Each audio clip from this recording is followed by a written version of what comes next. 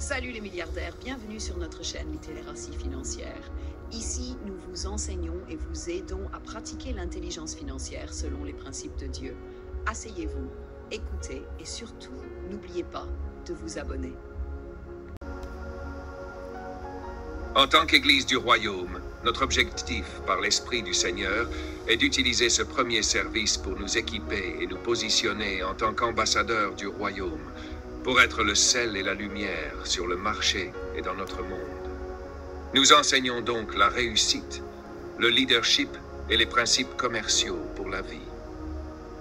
Parce que l'une des choses que la religion a faites, c'est qu'elle nous a équipés pour le ciel, mais ne nous a pas équipés pour dominer sur terre. C'est pourquoi nous avons beaucoup de personnes dans l'Église qui sont des géants spirituels, mais des nains émotionnels, mentaux, relationnels et financiers. Pourquoi? Parce qu'elles n'ont pas été équipées de manière holistique. Jésus n'est pas mort juste pour sauver votre âme.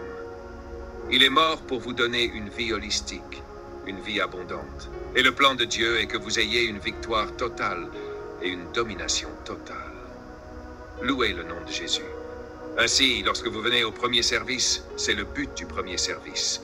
Et si vous recherchez la prière, la délivrance, le prophétique, alors vous venez au deuxième service. Et en bon chrétien, vous le réconfortez aussi, afin que votre vie puisse être équilibrée. Louez Dieu. D'accord. Nous lançons donc une série sur le développement d'une culture de l'épargne. Développer une culture de l'épargne. Lorsque nous parlons de la richesse du royaume, l'un des déséquilibres que j'ai constaté dans l'Église est cet aspect d'instabilité.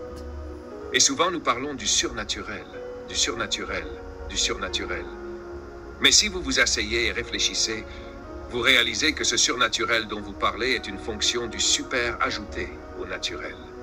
Et comme je l'ai toujours dit, le super restera super sans le naturel. Le naturel restera naturel sans le super. C'est une combinaison, une collaboration, une coopération du super et du naturel qui produit le surnaturel. Tant de fois, nous faisons confiance à Dieu pour des actions surnaturelles. Nous n'obtenons pas le surnaturel parce que nous ne faisons pas le naturel. Allô? Quand Pierre et Jean sont arrivés à la porte, il a dit, « Nous n'avons ni argent ni or, mais ce que nous avons, nous te le donnons. Au nom de Jésus, lève-toi et marche. » L'homme s'est-il levé? Non. Ils ont libéré la puissance de Dieu. Au nom de Jésus, lève-toi et marche. L'homme ne s'est pas levé. Pourquoi? Il y avait un élément naturel dans le miracle. Ils l'ont alors saisi par la main, et Dieu l'a relevé. Lorsque vous lisez votre Bible, la Bible l'appelle l'opération d'un miracle. Quelqu'un dit « travail »,« physique »,« travail »,« travail ». Il y a un aspect de travail dans le miracle. Ainsi, si vous croyez au surnaturel, vous l'agissez avec foi. Allô? Cet équilibre est donc très très important. Et c'est pourquoi nous sommes allés à une réunion quelque part il n'y a pas si longtemps. Et quand je suis parti de là, je suis monté dans la voiture et j'ai dit « Oh Seigneur, je te remercie pour Calvary Bible Church ». Et les personnes qui m'accompagnaient, 2 d'entre elles devant, ont commencé à rire. J'ai demandé « Pourquoi riez-vous » Ils ont dit « Ah, c'est ce que nous disons, monsieur. »« Ah, Calvary. Ah, en fait, c'est parce que nous sommes allés à un programme. » Je suis le ministre invité. Je suis arrivé avant le début de l'Église. Et 1 heure après le début du programme, même l'homme de Dieu n'était pas là. Je suis arrivé bien près. Et là, je regarde partout et je me dis, il n'y a pas de programme. Un programme majeur. Vous voyez, c'est ce que nous disons. Pasteur, merci, merci. À Calvary, 8 heures, c'est 8 heures. 10 heures, c'est 10 heures. Nous allons simplement commencer, même s'il n'y a qu'une seule personne. Les gens n'apprécient pas ce qu'ils ont aujourd'hui. C'est pourquoi ils le perdent la plupart du temps. Mais cela ne sera pas notre portion au nom de Jésus. Pourquoi notre pays est-il ainsi? La religion est l'un des problèmes. Nous jeûnons, nous prions. La réponse ne vient pas uniquement par la prière, mais par les éléments physiques de sagesse et d'action que nous sommes censés accomplir. Mais nous ne les faisons pas. Même votre Bible dit que la foi sans les œuvres est morte. Il est écrit « Montre-moi ta foi par tes œuvres ». Allô? Pourquoi est-ce que je dis cela? C'est à cause de ce témoignage qu'ils sont venus au premier service. Ils disent que c'est de la religion. Et la religion nous a gâchés. Allô? Nous voulons donc que chaque fois que vous venez à l'église, il y ait une prière, une délivrance et une prophétie. Après la délivrance, que se passe-t-il ensuite? Une fois guéri, que se passe-t-il ensuite? Une fois que vous avez enfin obtenu le miracle, que se passe-t-il ensuite? Allô? Tant d'églises, peu d'impact. Parce que beaucoup de gens qui vont à l'église y vont pour survivre et pour un miracle personnel. Et ils ne sont pas en mesure de jouer le rôle d'ambassadeur du royaume sur le marché. Mais je remercie Dieu parce que Dieu élève des hommes et des femmes dans cette maison et il les positionne. Amen. Vous ne le savez peut-être pas, car il arrive souvent que les gens ne partagent pas leurs témoignages. Mais parfois, nous recevons des témoignages encourageants de la façon dont Dieu répond réellement aux prières et il positionne les gens. Et vous ne le savez peut-être pas, mais lorsque vous visitez de nombreuses entreprises, de nombreuses organisations partout dans ce pays, au sommet, ils viennent juste à l'église, se taisent, ils ne veulent pas se montrer, mais Dieu répond aux prières. Louez Dieu. Développer une culture de l'épargne consistera donc à vous aider à être mieux positionné, car la gestion financière est essentielle. Tout le monde gagne de l'argent. Tout le monde gagne de l'argent.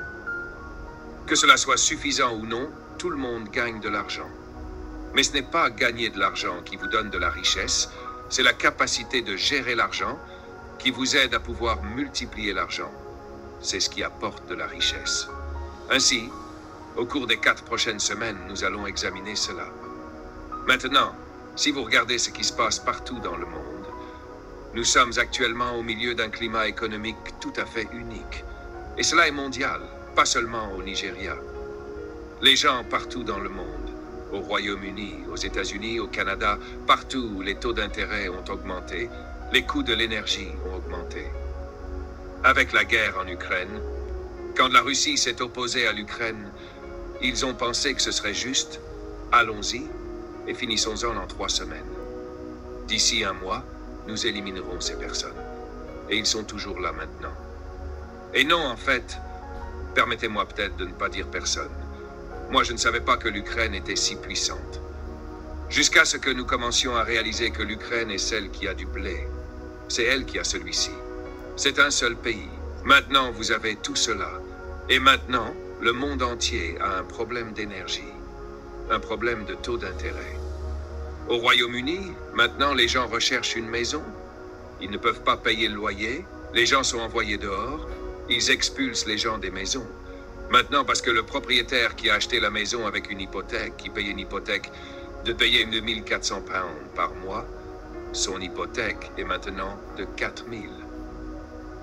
Il doit donc augmenter son loyer, et la personne sur qui vous augmentez le loyer, son salaire n'a pas augmenté. Allô?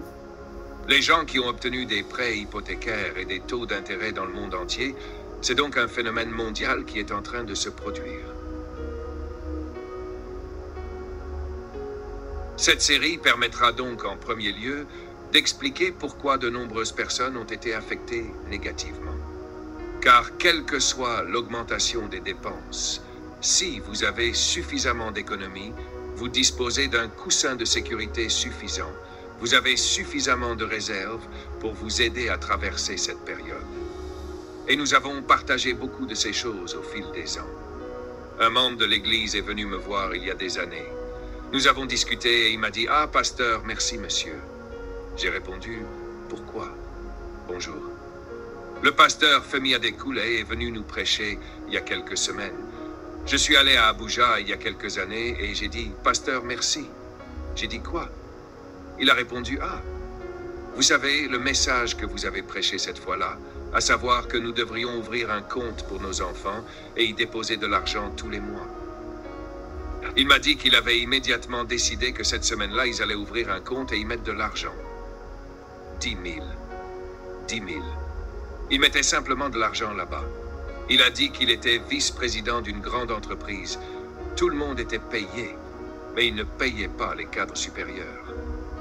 Ils ont dit à chacun d'entre nous, pas de salaire pendant près d'1 an, parce que nous devons sauver la situation. Nous sommes les Oga. Il m'a dit, monsieur, je me suis immédiatement souvenu des comptes de mes enfants sur lesquels je déposais de l'argent. Il a dit, pasteur, tout cela a fonctionné. Oh. Alors, Pourquoi de nombreuses personnes sont-elles affectées négativement lorsque les marées changent? C'est ce que nous voulons faire. Vous verrez pourquoi l'épargne est très importante dans cette série. Cette série vous aidera également à vous positionner pour les turbulences à venir. Vous me connaissez? Vous me connaissez? Je vais vous dire les choses telles qu'elles sont. Quand Covid est arrivé, dans mon fond de cœur, j'ai dit combien de temps vais-je continuer à instruire? Au moins, les gens apprendront maintenant. Je n'ai jamais cru que les gens reviendraient à leurs bêtises après Covid. Je vous le dis, c'est un choc. Ça m'a choqué. Dès la fin du Covid, tout le monde est retourné à sa folie. Et vous vous demandez si vous avez oublié. Vous vous dites bientôt qu'il n'y aura pas d'autre Covid. Ce ne sera peut-être pas le Covid. Il y aura autre chose. Il ne s'agira peut-être pas d'une pandémie mondiale, mais de votre pandémie personnelle. Lorsque vous étiez à la maison pendant 6 à 8 mois, étiez-vous en train de vous coiffer, de vous faire des cils, d'acheter votre iPhone 15 Max Pro? Achetiez-vous des chaussures? Faisiez-vous cet achabit? Pourquoi êtes-vous retourné à votre bêtise? Oh, stupide calvarien. Pourquoi? Pourquoi avons-nous oublié si vite? La vie est un cycle. Elle reviendra sous un autre nom, sous un autre format. Pourquoi ce sujet est-il important? Il vous aidera à savoir comment vous assurer et vous isoler de la pandémie économique, car la pandémie économique est normale. C'est un cycle, 7 ans de plantation, 7 ans de famine, 7 ans de plantation, c'est ainsi que la vie est programmée. La vie est cyclique. La saison de l'abondance, la saison de la sécheresse, la saison de la famine, la saison de la sécheresse, la saison de la sécheresse.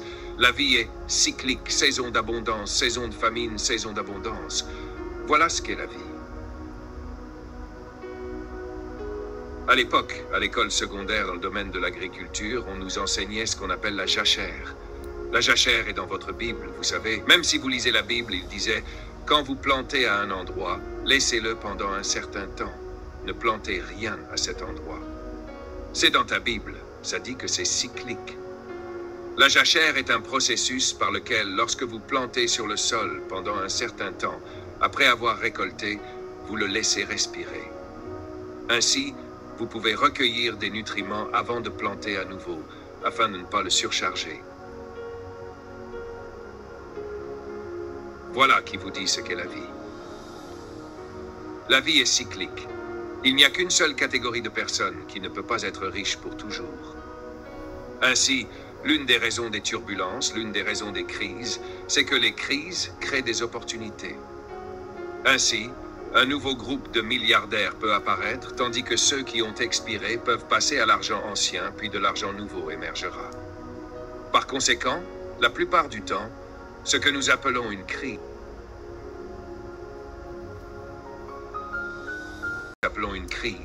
un problème, est en fait une opportunité pour l'émergence d'un nouveau groupe de milliardaires. Car la crise crée des opportunités. Mais seuls ceux qui ont les ressources nécessaires pour gérer l'opportunité sont en mesure de la maximiser. Allô? Vous pouvez donc soit acheter l'iPhone 15 pour 2000 000 ou acheter un terrain pour 2000 000. C'est un choix. 5 ans plus tard, l'iPhone que vous avez acheté pour 2000 000 sera à 500 000. Et le terrain que vous avez acheté pour 2000 000 sera 10 000. Et puis ils diront, ce sont les gens du village. Ce ne sont pas les gens du village. Voici donc les points que nous allons aborder en commençant par les Écritures aujourd'hui. Pour aider les religieux, le numéro 1 sera consacré à l'éclairage scriptural sur l'épargne. Le numéro 2 sera consacré aux faits relatifs à l'épargne. Numéro 3, les raisons pour lesquelles vous devriez épargner. Le numéro 4 présentera les raisons pour lesquelles les gens n'épargnent pas. Le numéro 5 sera consacré à la manière d'épargner. Et enfin, où épargner? Et si le temps le permet, nous ferons des questions-réponses. Commençons donc par l'éclairage biblique sur l'épargne. C'est ce que nous dit la Bible. Genèse 41, verses 25 à 41, mais nous nous contenterons de lire 34 à 36. Le texte est donc Genèse 41, du verset 25 au verset 41, mais nous ne lirons que les versets 34 à 36. C'est ce que nous allons faire. En fait, passons au suivant, faute de temps. version du message. Ensuite, Pharaon doit nommer des responsables dans tout le pays d'Égypte pour l'organiser pendant les années d'abondance. Leur travail consistera à collecter toute la nourriture produite pendant les bonnes années à venir et à stocker le grain sous l'autorité du Pharaon. Les grains seront stockés dans les villes pour servir de nourriture. Ces céréales seront conservées pour être utilisées plus tard.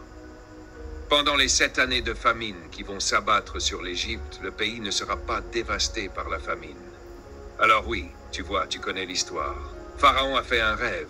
7 vaches maigres, 7 vaches grasses, des herbes maigres et personne ne pouvait interpréter. C'est pourquoi il est bon de lire toute la partie, mais voici ce qu'il a dit. Il a dit, « Écoute, Pharaon, c'est ton rêve et c'est ce qui va se passer dans le monde entier. » Cette rencontre particulière ne concerne donc pas l'Égypte en tant que telle, mais le monde entier. Car l'Égypte est une métaphore du monde. Quand vous dites qu'il est retourné en Égypte, que voulez-vous dire? Il est retourné dans le monde. L'Égypte est donc une métaphore du monde. Lorsqu'il descend en Égypte, l'Égypte est en bas. Ainsi, lorsque vous parlez de l'Égypte, vous parlez des systèmes de ce monde.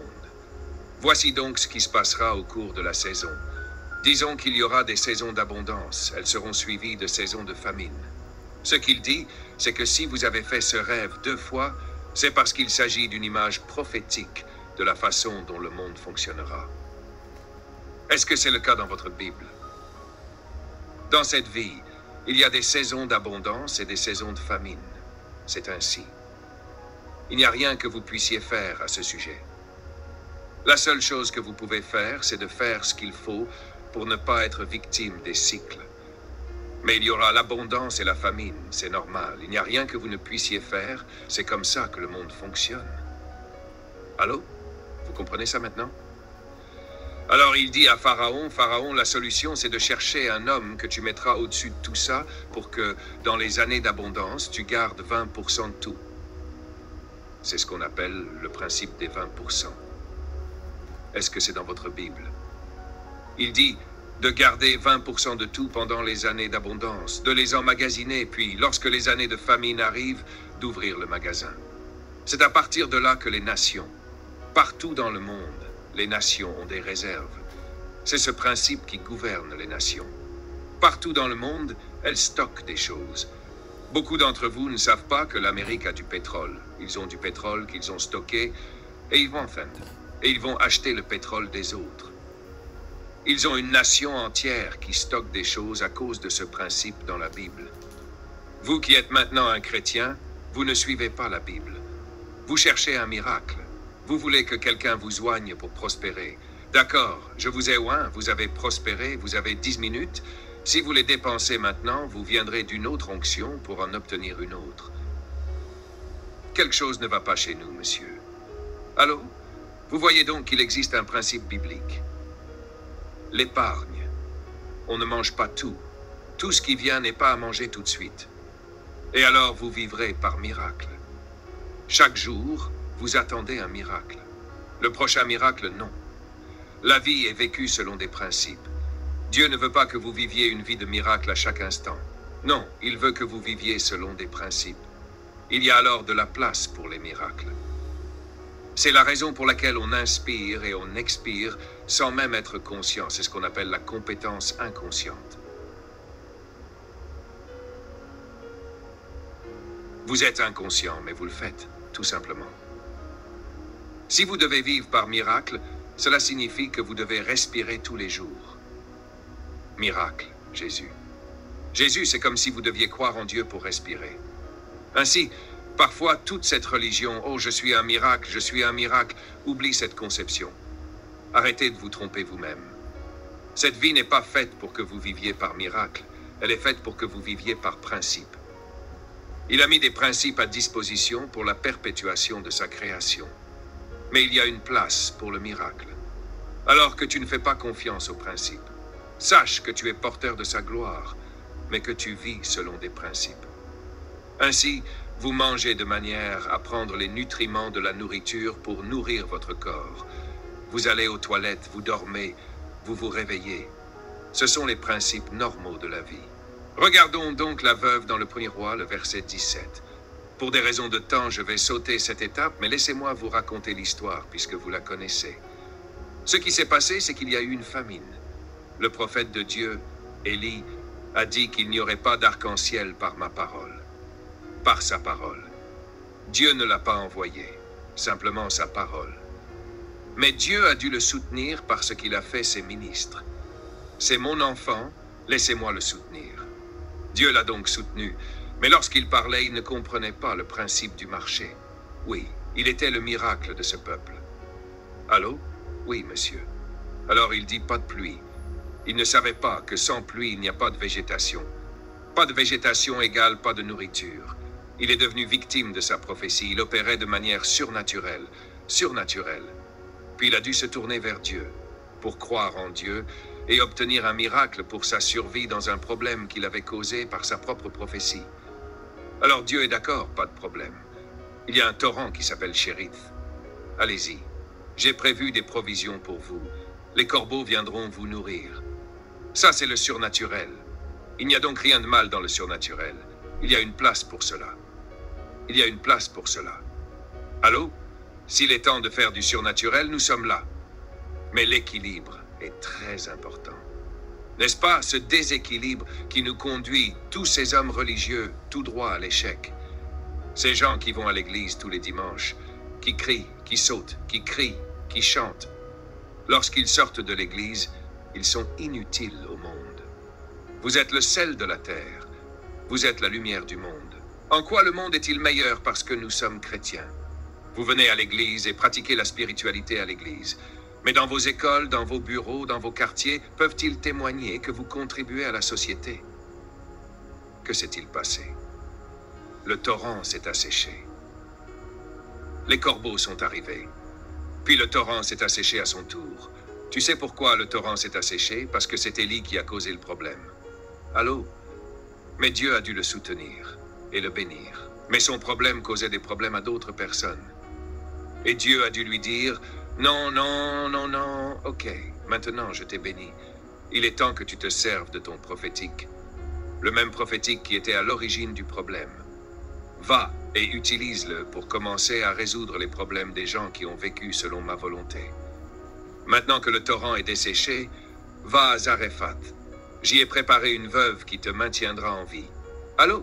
Si vous regardez les mots utilisés, il dit que j'ai préparé un corbeau pour vous nourrir. Mais quand il est arrivé à la veuve, il a dit, j'ai préparé une veuve pour te maintenir en vie. Lisez votre Bible. Alors quand Élie arriva, 3 ans et demi après avoir commencé à cultiver la terre, 3 ans et demi après la famine, il se présenta devant la veuve et lui dit, je veux de l'eau. La veuve a répondu, pas de problème. Allô? Tu as de l'eau? Quand les torrents se sont asséchés, elle a économisé de l'eau. Allô? Elle allait lui apporter de l'eau quand le servant de Dieu lui dit « Ajoutez un peu de pain grillé et un sandwich. » Elle dit « Ce n'est pas un problème, car je mange depuis 3 ans et demi. J'ai suffisamment d'économie pour prendre soin de moi. Je ne suis pas une veuve qui représente un handicap pour l'Église. Pas comme ces gens-là qui passent leur temps à faire la queue disant « Il n'y a pas d'amour dans l'Église, il n'y a pas d'amour dans l'Église, il n'y a pas d'amour dans l'Église. » C'est pourquoi vous êtes veuve. Qui a dit qu'il n'y avait pas d'amour dans l'Église? Quand vous n'étiez pas veuve, l'Église a-t-elle ressenti votre impact? Allô? Les gens viennent à l'Église et disent qu'ils n'ont pas de famille. Ils n'ont pas de famille. Ils viendront et feront chanter les gens avec les Écritures. La Bible dit que si vous êtes veuve et jeune, allez donc vous remarier. Ne portez pas vos fardeaux et venez à l'église en disant « Je suis veuve, je suis veuve, je suis veuve ». Le veuvage n'est pas un permis de pauvreté. Vous pouvez être une veuve milliardaire.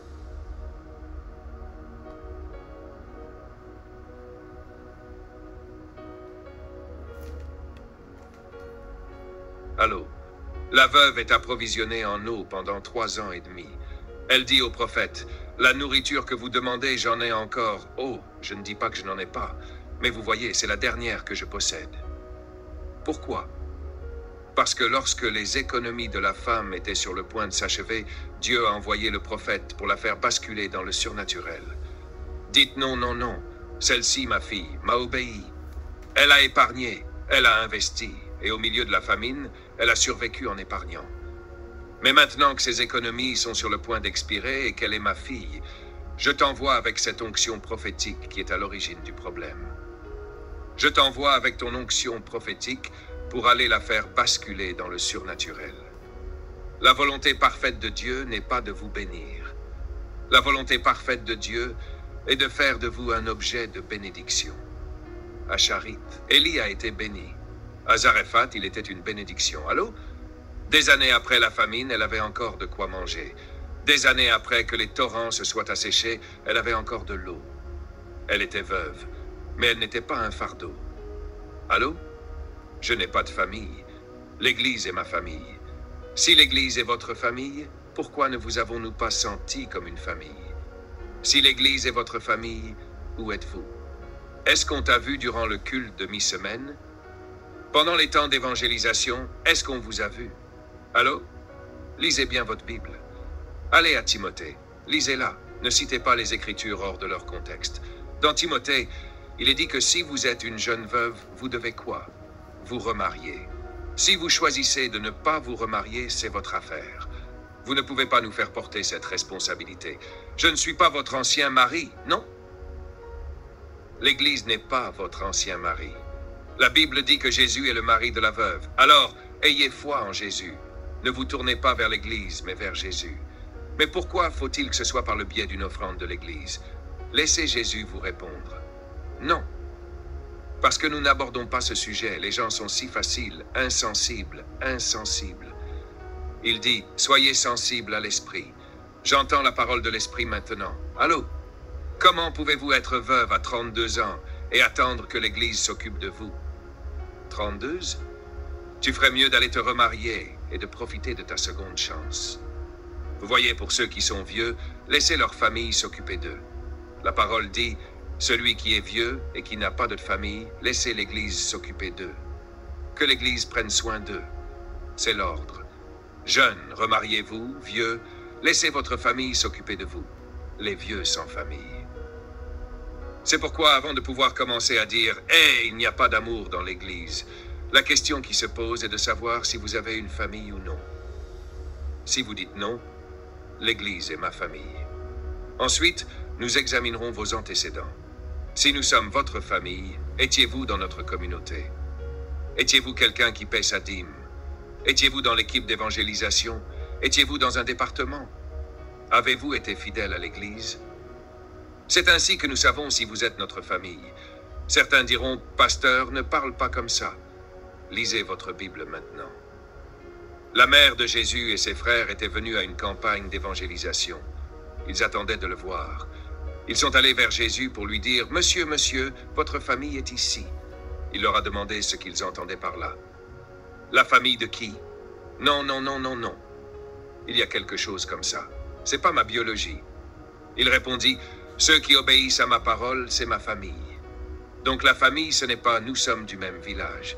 La famille, c'est ceux qui obéissent à la parole de Dieu. Allô? Ma femme m'a demandé il y a des années, « Tu dis toujours que certaines personnes sont tes membres, et pour certains ce sont tes fils et tes filles.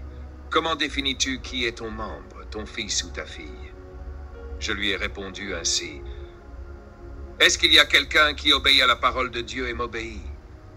Quand je viens à l'église le mercredi, ce sont ceux que je vois le mercredi. Ensuite, quand nous allons en évangélisation, ceux-là qui sont présents.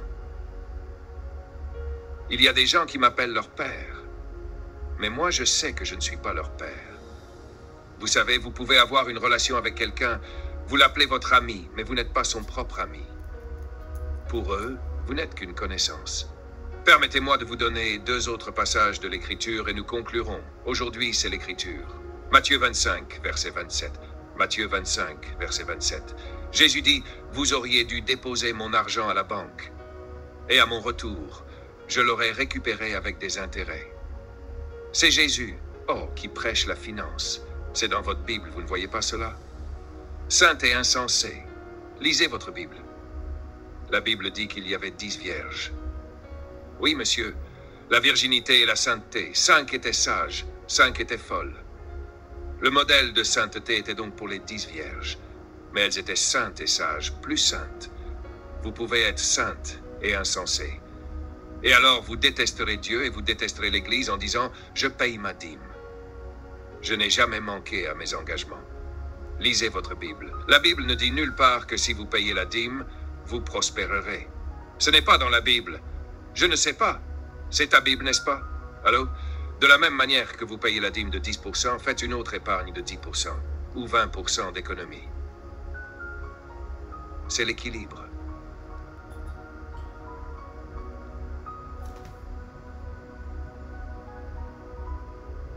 Parce qu'il dit que lorsque vous apporterez votre dîme, j'ouvrirai les fenêtres du ciel et je répandrai la bénédiction.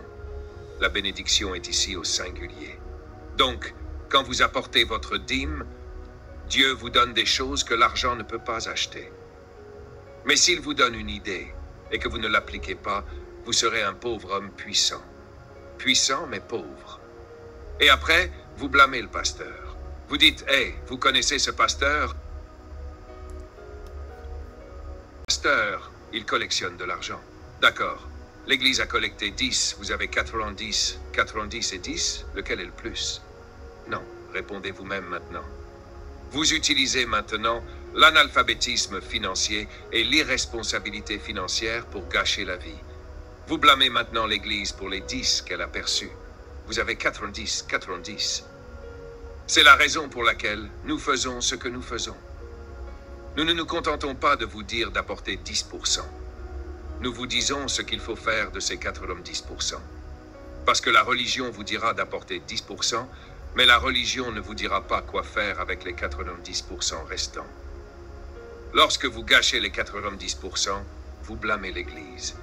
Regardez la version traduite du message.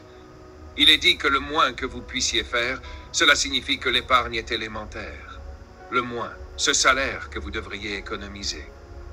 Je vais vous montrer, vous me connaissez, c'est de la Bible dont nous parlons. Je vous explique la Bible. La Bible dit le moindre. Qu'est-ce que c'est que le moindre? Le moindre signifie le niveau le plus bas. Donc si vous ne sauvegardez pas, vous êtes plus bas que le niveau le plus bas. Le moins que vous auriez pu faire aurait été d'investir la somme auprès des banquiers.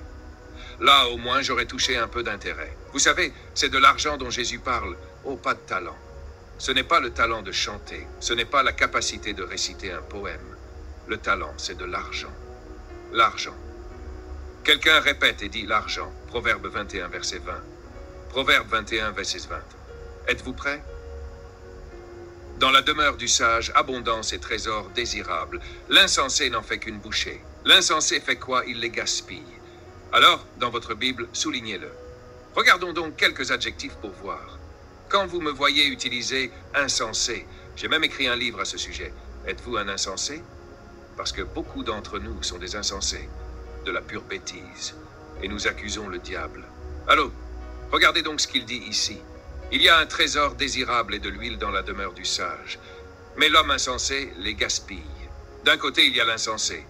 De l'autre côté, gaspiller. Tu es donc un gaspilleur. C'est là. Donc, quand vous gaspillez de l'argent, vous êtes un insensé. C'est dans votre Bible. Donc, quand je dis insensé, je le dis en toute connaissance de cause. Je peux m'appuyer sur les Écritures. La colère est dans le giron des insensés. Investissez, investissez. Je vous donne une partie de ma pensée. Je vous en donne une partie. C'est pourquoi vous avez perdu la tête. Vous avez partagé vos morceaux partout. Allô? Proverbe 21, verset 20. Les sages ont la richesse et le luxe. Mais quoi? Les fous dépensent tout ce qu'ils obtiennent. Je mets donc d'un côté les insensés et de l'autre les dépensiers. Es-tu en train de voir que tu es une personne insensée? C'est le but de cette prédication, de vous délivrer de la bêtise. Parce que lorsque nous parlons de travail dans le royaume, les gens s'attendent généralement à ce que nous fassions le service de l'onction. Vous vous attendez à entendre « prospérer, prospérer, prospérer, prospérer ». C'est votre année, c'est votre semaine. Alors que font les imbéciles? Ils dépensent tout ce qu'ils obtiennent. L'argent vient, vous dépensez. L'argent vient, vous dépensez. Voyez votre vie. Vous vous dites « l'argent, c'est pour le dépenser ». Voyez votre vie. Est-ce qu'il y a dans votre Bible? Allô? La version amplifiée, regardez ce qu'elle dit. Il y a des trésors précieux et de l'huile dans la demeure, mais un homme confiant et insensé les avale et les gaspille. D'un côté, il y a la suffisance, et de l'autre, il y a l'engloutissement et le gaspillage. Il l'avale comme les bas. Le gaspillage. Alors ce son qui dit « Ce genre de Dieu, un autre n'existe pas. Ce genre de Dieu, un autre n'existe pas. Soyez sages et faites des réserves des trésors précieux. » Vous voyez maintenant, faites des réserves des trésors précieux et de l'huile d'olive. Mais les imbéciles s'engloutissent. Enfin, les sages vivent dans la richesse et le luxe. Mais les gens insensés. Alors quand je dis que vous êtes insensés, c'est scriptural. Je sais de quoi je parle. C'est pourquoi je le dis avec bonté. Les gens insensés. Insensés. Demandez donc à votre voisin s'il est insensé. Ce n'est pas une insulte, c'est une question. J'ai écrit un livre sur le sujet. Êtes-vous un insensé? Une question ou une insulte? J'ai l'habitude de dire que ce n'est pas une insulte, mais une question. Alors répondez simplement, non, ce n'est pas le cas. Allô? Vous êtes insensé? Oh non, je ne suis pas insensé. C'est tout ce qu'il y a à dire. Ne vous mettez pas en colère. Cette colère montre votre bêtise. Mais je te le dis, ce n'est pas moi qui suis mauvais. C'est toi qui l'as manifesté, par ta colère. Allô? Alors la Bible dit, mais les gens stupides dépensent leur argent comment? Alors tu vois maintenant, au nom de Jésus, dans les 4 semaines à venir, que toute forme de bêtise et de stupidité qui ont pris racine dans votre vie, consciemment ou inconsciemment, par l'Esprit de Dieu et la sagesse de Dieu, je décrète votre délivrance. Au nom de Jésus. La semaine prochaine, dimanche, nous passerons à la 2e partie. Si vous le souhaitez, ne venez pas. Allô? Le diable vous distrait avec des choses sans importance. Donc, dimanche prochain, nous allons examiner certains faits sur ce sujet d'épargne. Mais laissez-moi dire cela en conclusion. Je pense que je l'ai dit mercredi, mais juste pour vous aider. Êtes-vous prêts? J'ai beaucoup réfléchi, parce que ce mois-ci, cela fait 34 ans que je suis dans le ministère. Je suis là depuis un certain temps. Allô? Et en tant que pasteur, je me demande, je regarde, est-ce si difficile pour Dieu de changer la vie des gens? Pourquoi ces gens sont-ils toujours comme ça? Et c'est pourquoi nous faisons ce que nous faisons pour vous apporter un équilibre. Écoutez, alors que je termine, je vais prier. Chaque argent que vous allez gagner dans votre vie ne peut pas vous être donné d'un coup. Il doit être réparti dans votre vie, années, mois, semaines et jours. Donc, chaque mois, alors que vous recevez de l'argent, c'est votre revenu de toute une vie que vous recevez par versement. L'argent est tripartite. Il a un passé, il a un présent, il a un futur. Donc chaque fois que vous recevez de l'argent, c'est une trinité que vous avez collectée. Vous avez pris votre passé, votre présent et votre futur mensuel. À l'intérieur de cet argent, une partie de cet argent appartient à votre passé, pour payer les factures que vous avez déjà engagées. Une partie de cet argent appartient à votre présent pour faire face à vos obligations en cours. Une partie de cet argent appartient à votre futur, à vos économies et investissements. Donc, chaque fois que vous mangez tout, vous mangez votre futur. Vous le voyez maintenant? Vous mangez votre futur. Très souvent, vous accusez l'esprit de sorcellerie, mais cela veut plutôt dire lorsque vous vous opposez à chaque esprit de sorcellerie, mangeant votre destin. En réalité, vous êtes la sorcière. Vous mangez votre futur chaque mois. Quand vous mangez un œuf, vous mangez un poulet, n'est-ce pas? Quand vous mangez un œuf, vous ne mangez pas seulement un poulet, vous mangez toute la volaille. Donc, vous pouvez choisir de manger l'œuf ou laisser l'œuf éclore et devenir un poulet, et être patient pour que le poulet se reproduise et devienne d'autres œufs. Donc, si vous mangez l'œuf aujourd'hui, vous aurez besoin d'un autre œuf demain. Mais si vous êtes patient pour continuer à épargner l'œuf, vous vous réveillerez dans 10 ans, vous aurez une volaille et vous ne serez plus jamais affamé. Chaque tête inclinée au nom de Jésus. Je veux juste prier une prière. Seigneur, donne-moi la compréhension que je crois. C'est tout. Seigneur, donne-moi la compréhension que je puisse vivre. Merci d'avoir regardé cette vidéo. Si vous voulez réellement voir un changement dans vos finances, appliquez ces principes. Parce que Dieu ne veut pas seulement vous bénir, il veut faire de vous une bénédiction. Que Dieu nous donne la sagesse pour comprendre et appliquer ces principes. Abonnez-vous à Littératie financière et activez les notifications pour ne rien manquer. À la prochaine, les milliardaires.